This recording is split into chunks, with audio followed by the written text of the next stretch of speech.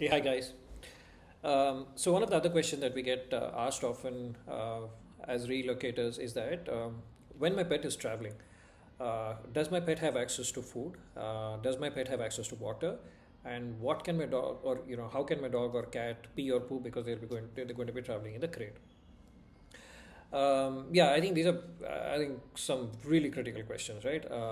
Especially if a dog or cat is traveling from, say, from maybe India to the West, like Canada, US, and all that, and it's like a 20 plus hour kind of a journey.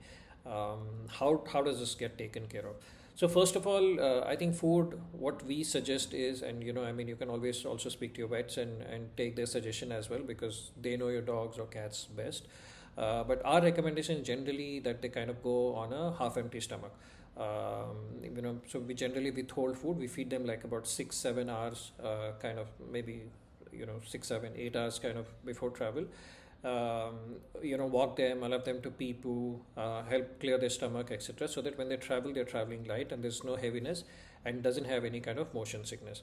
Of course, this doesn't apply to dogs or cats that have got that need to or they need to have food or water at regular intervals due to some medical condition. But otherwise, generally, by and large, I think that's our recommendation when it comes to food.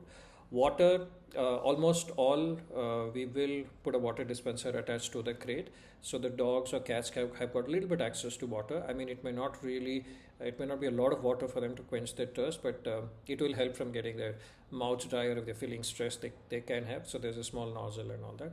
Pee poo, again, it's the same thing, right? So if you withhold food, or you give them food earlier and then they clear their stomach, then there is little less likelihood of them wanting to pee and poo. And as long as in the crate and they're sleeping, generally they're okay. The minute they get up and they get active and they get excited is when they want to pee and poo.